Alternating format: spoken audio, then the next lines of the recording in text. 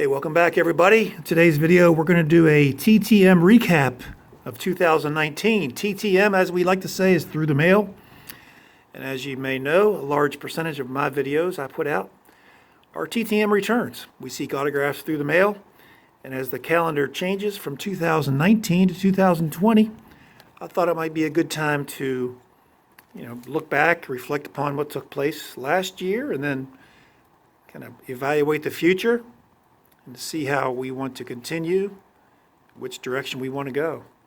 Had a great year in 2019. We did 67 through the mail videos, with number 68 debuting January 3rd.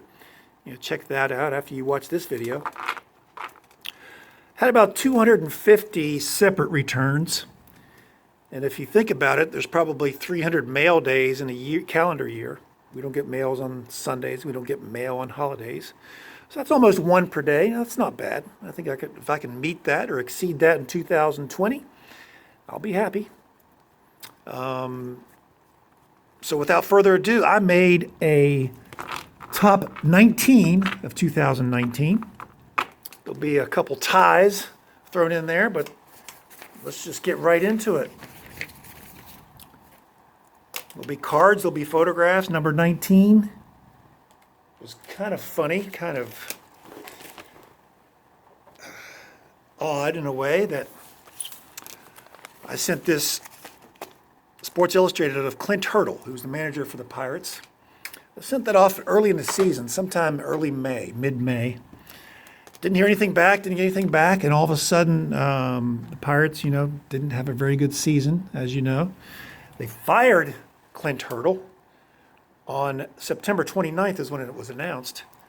And all of a sudden, on September 30th, this comes rolling in the mail to my attention. So it was almost as if, they asked him, hey, Clint, before you leave, you're fired, but before you go all the way out the door here, we have some things for you to sign. Put your signature on these and we'll get them out. So that was kind of odd, but that's number 19 for the year. Moving on to number 18, and you'll see this is kind of a common theme. I love when players put inscriptions on their returns, especially if I didn't ask them to. It's kind of like a bonus. But this is Ron Neche. And if you remember when I got this return, in the minor leagues when he was with Bristol in single A, there were 27 batters and he had 27 strikeouts. And he put that May 13th, 52, 27 Ks, no hits, no runs, Ron Neche. So I thought that was kind of neat. Kind of a forgotten thing in baseball history that I want to keep alive if I can. Sticking with the inscription theme, we have a tie, I think, here. Number 17. First is David Robinson, NFL Hall of Famer for the Packers, who just went absolutely crazy with his inscriptions, which I love. And then tied for 17th, I got this back recently, Denny McLain, who kind of went crazy on his inscriptions as well. 31 and 6, 1968. Cy Young, 68, 69. MVP at 68. And then on this one, he put World Series champs, 1968. So that was kind of cool. Again, I asked Dave Robinson if he wanted to, he could, for sure. I don't think I asked Denny McLain. Let's see if I can get that glare off there. There's a little bit better, not much. 16, again with the inscriptions, which I could not find his handwritten paper, but Andy Russell signed 3 cards, and then he also did a handwritten piece of paper, basically with his Hall of Fame resume, telling how many times he was captain of the Pittsburgh Steelers, he was MVP of the defense, and so forth. Just a great inscribed. This is an old photograph. Don Sutton usually signs across his face if he has a chance to. But I love this old photograph. He just looks like a young pup. And that's number 15. Number 14, same thing here with Al Kaline. Everybody has an Al Kaline signature. He's a first ballot TTM Hall of Famer. But I sent this photo. I love this photograph. Just looks like an 18-year-old rookie, which he was. He's signed at Hall of Fame 80. And again, Al Kaline. He's got a price schedule, which I did not know at the time. I just put money in the envelope and hoped he would sign it. And he's one of those guys, if he doesn't have enough money, he'll just return it back to you, which I was glad to get that back signed. with inscription. So we're going on to 13. It's Joe Schmidt, Hall of Famer. He's 87 years old. And I told him I went to the University of Pittsburgh, is where he went. And he sent me this Hail to Pitt Hall of Fame postcard, unannounced and unasked for. He sent that to me. So that's number 13. Number 12 is another set of cards from Phil Coyne and Usher, who I saw all the time at Three River Stadium and PNC Park. He's 101 years old. He finally retired at age 99. And Allen and Ginter made this, put him in the card set. I asked him to sign just 2 and keep 1, but he sent 3, and then he also signed this personal note. I want to thank you for carrying Phil. Used to see Phil all the time in the stadium. Great person, great guy. And I'm so glad that Allen Ginter honored him with a card. Number 11, Jack Nicklaus. On an 8x10. Kind of took a chance, wrote a check, sent a picture, and then he has a couple of different addresses, and you're never sure which one to use. You're always guessing, and waited and waited, didn't get anything, and all of a sudden this picture shows up. The check still is not cashed for whatever reason, but that's kind of a neat number 11. Moving on to the top 10. Morgana, the Kissing Bandit, the way she signed it to Michael, Breast Wishes, Morgana, and you can see that M there, what she did there.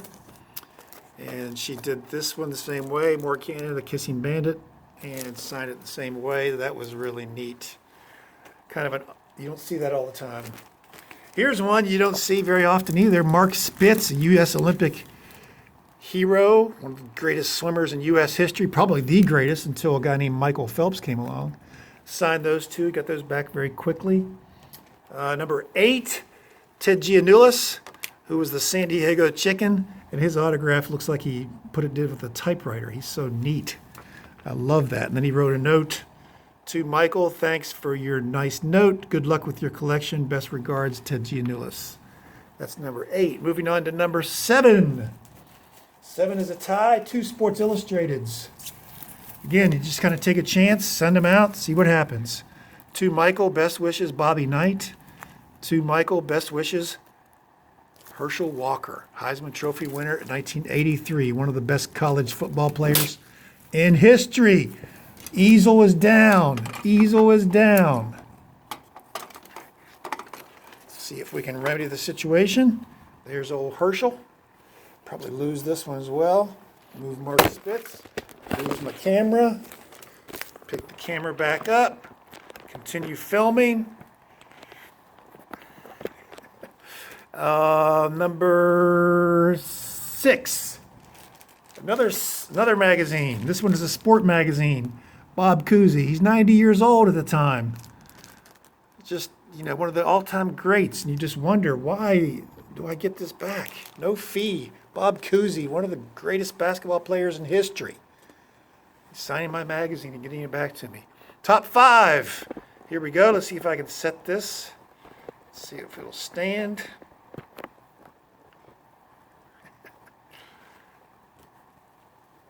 Number 5.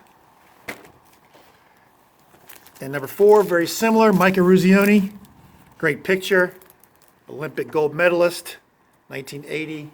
Gold medalist, Olympic hockey team, the height of the Cold War. U.S. team full of amateurs beat the USSR team full of professional hockey players to win Olympic gold. I was 12 years old, very affected by that. Wonderful returns.